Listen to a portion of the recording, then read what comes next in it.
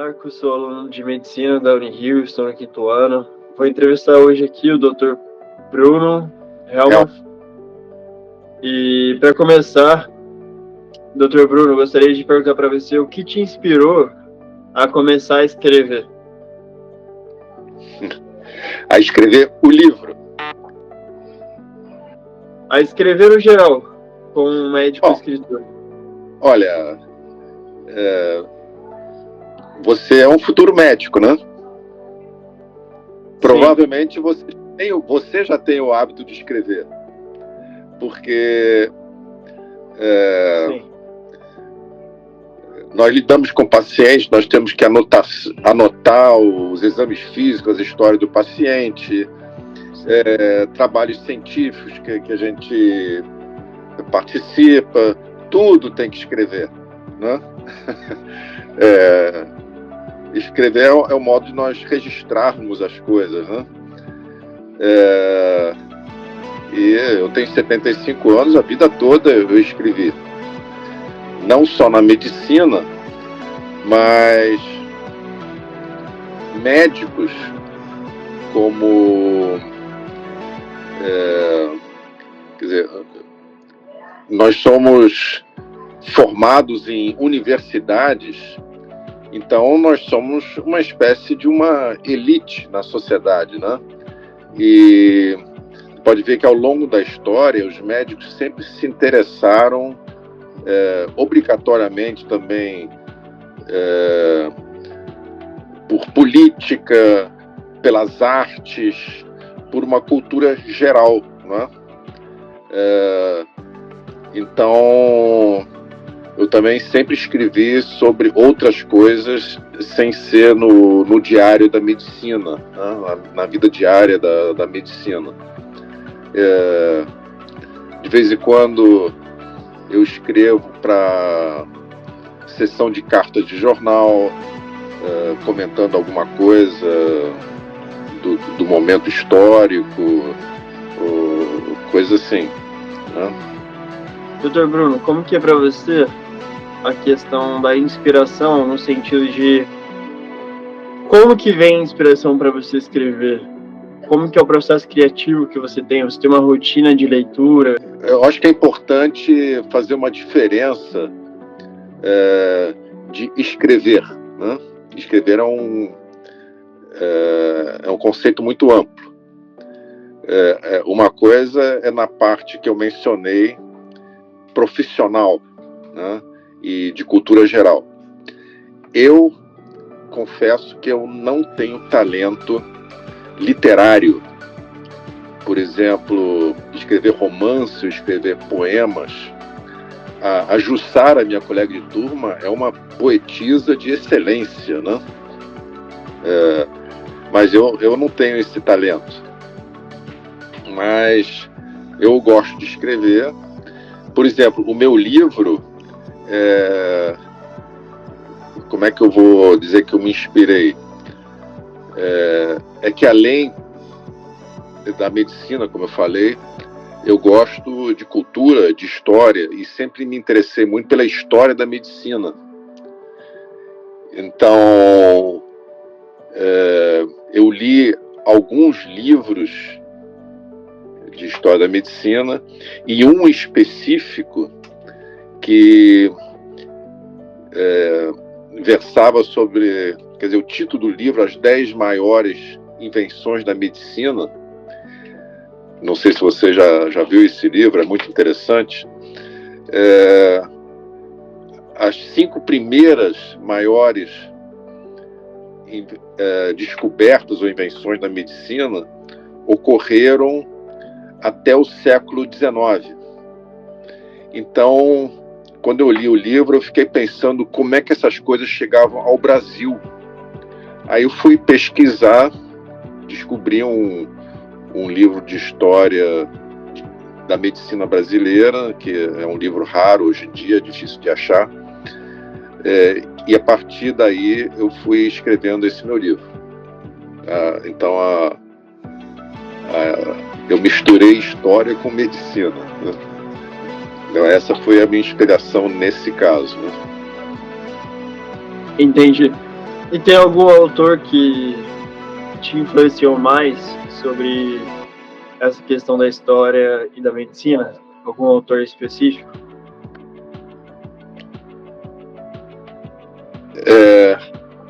Bom, agora eu não vou me lembrar especificamente, mas o livro chama-se As 10 Maiores Descobertas da Medicina.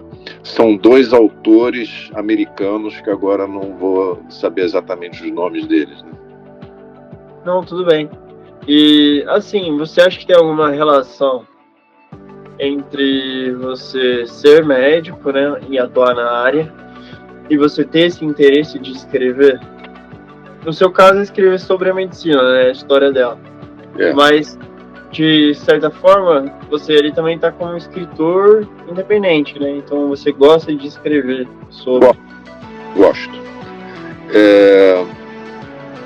Se eu for olhar, como eu já mencionei antigamente, a medicina há milênios é um curso universitário. Se você for ler um livro famoso também, O Físico, já ouviu falar desse livro? Que esse título deveria ser O Médico, porque em inglês é The Physician, né? Então traduzido físico, porque parece que tem muitos livros com o nome O Médico, né?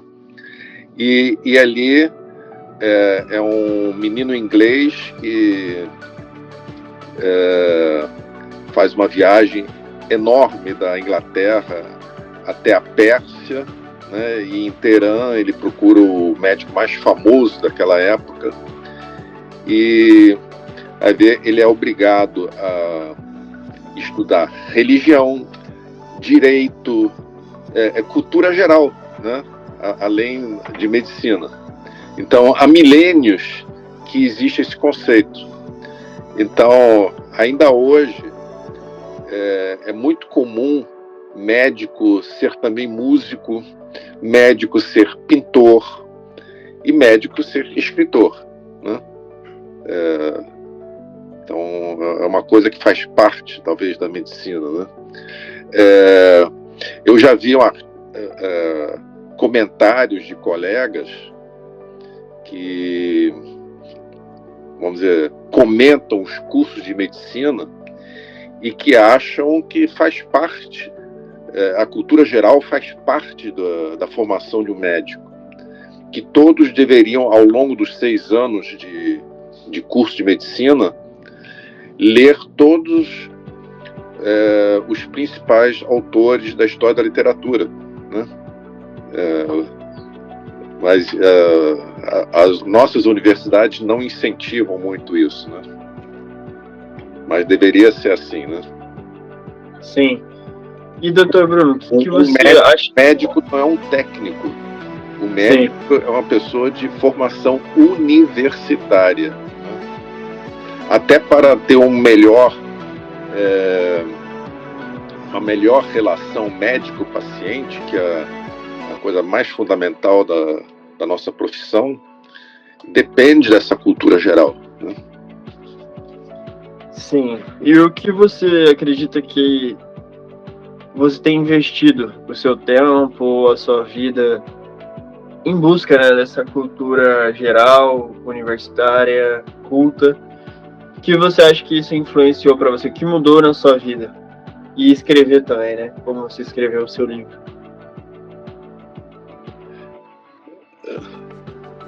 Bom, eu sempre, principalmente desde a adolescência, eu fui estimulado a ler muito, né?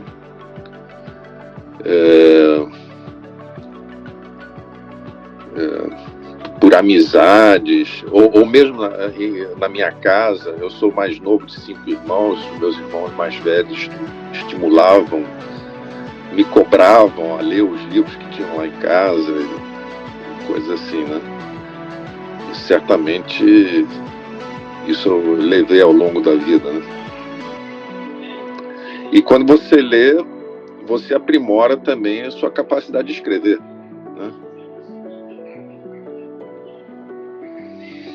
Sim. E você poderia dar uma última mensagem sobre a importância da escrita e da leitura para os jovens hoje em dia?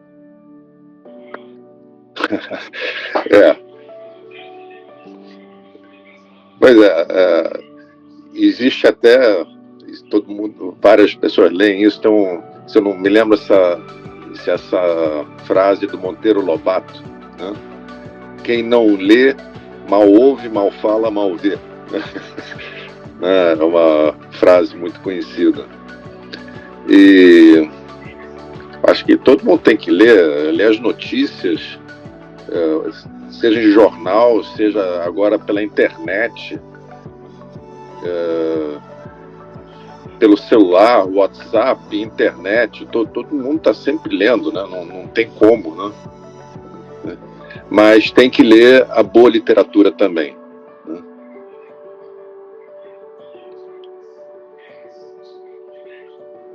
Certo. Então, muito obrigado pela entrevista, Dr. Bruno, Helma. Foi um prazer ter você aqui com a gente. Foi um prazer. Se você puder mostrar a capa do seu livro, por favor.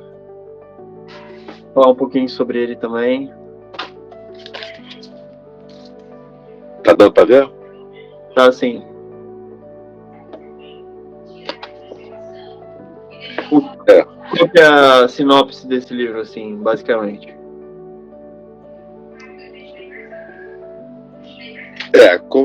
Como o que aconteceu?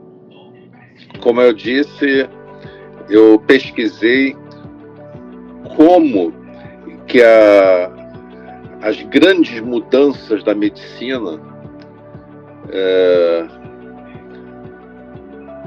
que ocorreram, que foram mudando os conceitos de Galeno, né?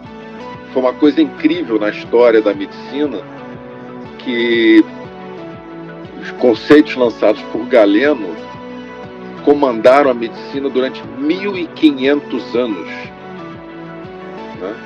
Aquela teoria dos humores, que as doenças ocorrem por desarmonia entre o sangue, a linfa, a bile branca, bile negra, foram muito lentamente sendo vamos dizer, criticadas ou mudadas ao longo da história.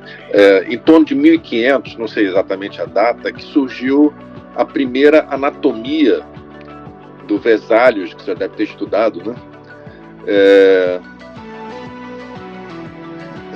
Trazendo conceitos novos, porque a anatomia do Galeno era baseada na dissecção de macacos, né? E o Vesalius dissecou humanos, no momento que a igreja permitiu, né? E corrigiu vários erros de Galeno. Mais à frente, os estudos de óptica levaram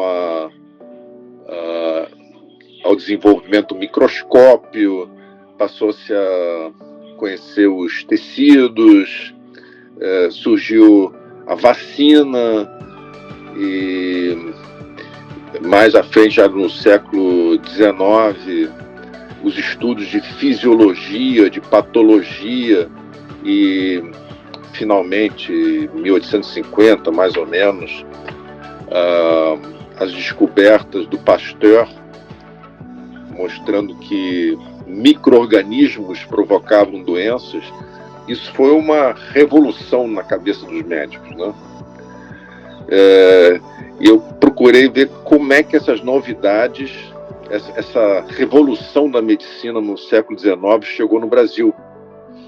E eu me espantei, sabe, que chegava muito rápido. Nós tivemos excelentes médicos aqui no século XIX, né? E é mais ou menos isso. Aí, quando eu escrevi esse capítulo, mais ou menos, o editor me pediu para escrever como é que era antes. Aí Muito bom. eu descrevo como é que era a medicina dos jesuítas, que foram... Uau! Que vieram concorrer com os pajés, né? E aí foi indo, né? Que bacana, muito obrigado, viu, doutor Bruno? Então, agradeço pela entrevista, pelo seu tempo, pela sua disponibilidade, pelo seu carinho aqui também de falar. E é isso, muito obrigado, viu? Nada, espero que tenha ajudado.